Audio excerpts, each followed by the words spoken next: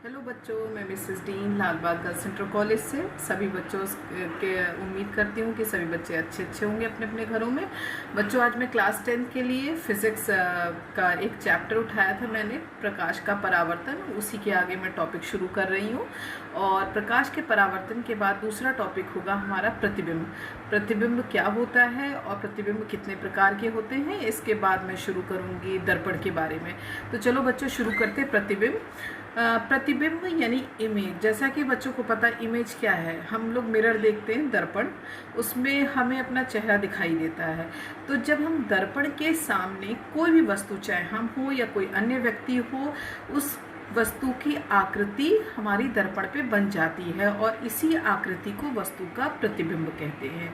तो इस तरीके से यदि हम इसे परिभाषित करें तो क्या हुआ कि वस्तु के किसी बिंदु से जब दो या दो से अधिक प्रकाश की किरणें चलकर परावर्तन के पश्चात जिस बिंदु पर मिलती हैं या मिलती हुई प्रतीत होती हैं, वो बिंदु उस पहले वाले बिंदु के लिए बच्चों क्या कहलाता है? प्रतिबिंब कहलाता है। एक बार मैं फिर से दोहरा देती हूँ, ध्यान से सुनिएगा, क्योंकि ये तो समझ में आता है बच्चों को कि प्रतिबिंब क्या है। जो हम चाहे पानी में अपना बिंब देखें, दर्पण के सामने देखें, तो हमें हमारी इमेज दिखाई देती है। कैमरे में जब हम पिक्चर खींचते हैं तो हमें पता चलता है ये इसका प्रतिरूप है। लेकिन इसको यदि परिभाषित करा जाएगा तो परिभाषित, ध्यान से सुनिएगा कैसे, कि वस्तु के किसी बिंदु, कोई भी वस्तु है उसके बिंदु से दो या जब दो से अधिक प्रकाश की किरणें चलती हैं और परावर्तन के पश्चात जिस बिंदु पर मिलती हैं या मिलती हुई सी प्रतीत होती हैं, वही बिंदु पहले वाले बिंदु के लिए क्या कहलाता है? प्रतिबिंब। तो अभी दो बातें कही थी इस प्रतिबिंब की परिभाषा में, कि मिलती हैं परावर्तन के पश्चात या मिलती हुई सी प्रतीत होती है। तो इसका मतलब क्या है? इसी दोनों शब्दों को यदि हम पकड़ के रखें तो प्रतिबिंब हमारे दो प्रकार के होते हैं। कहने का मतलब है कि बिल्कुल एग्जैक्ट मिल गई परावर्तन के पश्चात प्रकाश की किरणें, तो वो वाला प्रतिबिंब हमारा कहलाएगा वास्तविक प्रतिबिंब। और यदि परावर्तन के पश्चात वो प्रकाश की किरणें मिलती हुई सी प्रतीत होंगी तो वो बच्चों हमारा कहलाएगा आभासी प्रतिबिंब यानी वर्चुअल इमेजेस। तो यहाँ पर मैं दोनों परिभाषाओं को एक बार फिर से क्लियर कर देती हूँ कि प्रतिबिंब हमारे कितने प्रकार के होते हैं? दो प्रकार के। सेम वही यूज होंगे, वर्डिंग सेम हमारी यूज होंगे, बस फर्क क्या पड़ेगा कि जब हम कहेंगे प्रतिबिंब दो प्रकार के होते हैं, वास्तविक प्रतिबिंब और आभासी प्रतिबिंब। तो वास्तविक प्रतिबिंब को आप इस तरीके से परिभाषित कीजिएगा कि यदि किसी बिंदु वस्तु से चलने वाले प्रकाश की किरणें परावर्तन के पश्चात दूसरे बिंदु पर वास्तव में मिलती हैं, मतलब बिल्कुल प्रॉपर मिलती हैं, तो वो बिंदु पहले वाले बिंदु के लिए क्या कहलाएगा? वास्तविक प्रतिबिंब यानी कि रियल इमेज। और आभासी प्रतिबिंब क्या होगा? सेम वर्डिंग्स रहेंगे, बस वहाँ पर चेंज हो जाएगा कि मिलती हुई सी प्रतीत होती है, या ऐसा अनुभव होता है कि जब हम किसी बिंदु से चलने वाली प्रकाश की किरणें दर्पण में परावर्तन के पश्चात किसी दूसरे बिंदु पर पहले दूसरे बिंदु पर मिलती हुई प्रतीत होती हैं या महसूस होती हैं, तो वो बिंदु पहले वाले बिंदु के लिए क्या कहलाएगा बच्चों? आभासी प्रतिबिंब यानी कि वर्चुअल इमेजेस। अब जब हमने इमेजेस समझ लिए कि हमारी जो प्रतिबिंब क्या होता है, प्रतिबिंब कितने प्रकार का होता है, तो चलो क्यों ना ये चम्मच उठा लिया जाए बच्चों। अब बच्चे कहेंगे मैम क्या कुछ बनाने जा रही? नहीं बच्चों, ये मैं तुम्हें एक एक्टिविटी दे रही हूँ। घर में सभी बच्चों के पास छोटा चम्मच या बड़ा चम्मच या इससे भी बड़ा चम्मच हो सकता है, तो वो लेकर, साफ चम्मच, लेकिन गंदा नहीं, क्योंकि फिर गंदा होगा तो उसमें हमें कुछ दिखेगा नहीं। साफ चम्मच इसी तरीके का लीजिएगा और उस चम्मच को अपने सामने रखिएगा और तरह तरह के फेसेस बनाइएगा। एक बार चम्मच के सिरे से ऐसे आगे पीछे करके देखिएगा और फील करिएगा कि मैंने क्या क्या महसूस किया इस चम्मच को। मैं अपना चेहरा देख करके उसको लिखिएगा कि जैसे कि पीछे पीछे धीरे धीरे हम ले गए इस चम्मच को, तो मैंने अपने चेहरे में ऐसा देखा। था। अब इसी चम्मच को आपने उल्टा किया, तो उल्टा करके भी आप ऐसे पहले थोड़ा पास से अपना चेहरा देखना, फिर थोड़ा दूर से देखना, और फिर ये सारे क्रियाकलापों को लिखना, और फिर मुझे बच्चों इस चीज़ में कमेंट बॉक्स पे लिख करके अपना अपना दीजिएगा, नहीं तो फेसबुक पे भी डाल दीजिएगा, क्योंकि हमारे लाल बाग की साइट वहाँ भी खुल चुकी है। तो ये एक्टिविटी मैं दे रही हूँ आपको, यदि आपको अच्छे से प्रतिबिंब समझ में आ गया होगा तो आप ये फिर बता भी पाओगे बड़ी आसानी से कि जो हमारा चम्मच का अंदर का जो दबा हुआ तल होता है वो किस तरीके से फील होता है, और जो उभरा हुआ तल होता है वो क्या होगा। तो इसी तल को लेते हुए मैं आगे बढ़ती हूँ बच्चों दर्पण पर। गोलीय दर्पण क्या होता है हमारा, कोई भी चिकना पृष्ठ जिस पर कलई कर देते, कलई मतलब होती है पॉलिश, ये लाल ऑक्साइड होता है लोहे का, उसका पेंट कर दिया जाता है बच्चों। तो कलई करके उसको हम परावर्तक तल बना लेते हैं। तो यही हमारा जब इस तरीके जो क्रिया होती है वही हमारा दर्पण कहलाता है।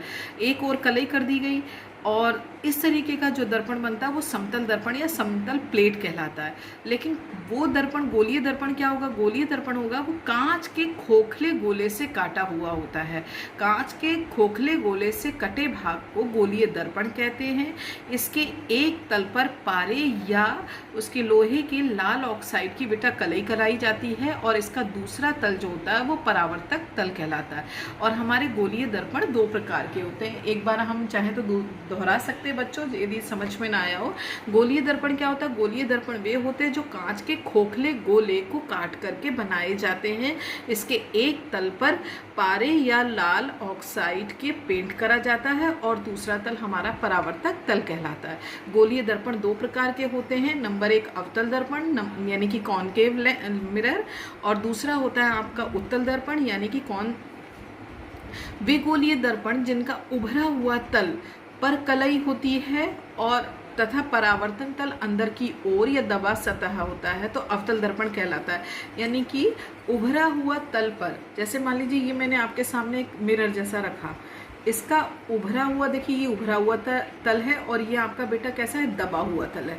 तो उभरे हुए तल पर कलई यानी पॉलिश करा दी गई, ठीक है, और जो अंदर की ओर जो दबी सतह होती है ये हमारा क्या कहलाता है, परावर्तन तल कहलाता है। तो इस तरीके की जो बनावट होती है, आकार होती है, हमारा अवतल दर्पण कहलाता है। उत्तल दर्पण यानी कि कॉन्वेक्स मिरर वे गोलीय दर्पण जिसमें दबा हुए तल पर तो कलई होती है और उभरा हुआ जो तल होता है वो हमारा परावर्तन तल कहलाता है। जैसे इसी को दर्पण मान के चले, ये उभरा हुआ बेटा तल है और ये आपका दबा हुआ है। तो अवतल में क्या था कि उभरे हुए तल पर कलई थी और दबा हुआ तल परावर्तन तल था। उत्तल में क्या होता है, दबे हुए तल पर कलई होती है यानी पॉलिश होती है, और उभरे हुए तल हमारा क्या कहलाता है, परावर्तन तल कहलाता है, सतह कहलाती है। तो इस तरीके की जो बनावट होती है वो उत्तल दर्पण हमारी उत्तल दर्पण की कहलाती है। अब बच्चों बस मैं थोड़ा सा रे डायग्राम थोड़ा सा बना करके इसको यहीं पर ख़त्म करूँगी ताकि आपको कुछ मैं होमवर्क दे सकूँ। जैसे कि अभी हमने आपको बताया था कि दर्पण आपके कितने प्रकार के हुए, इमेजेस आपने सीखी। दर्पण आपने कहा दर्पण मेरे दो प्रकार के होते हैं, अवतल दर्पण और नंबर 2 पर आपने बोला उत्तल दर्पण।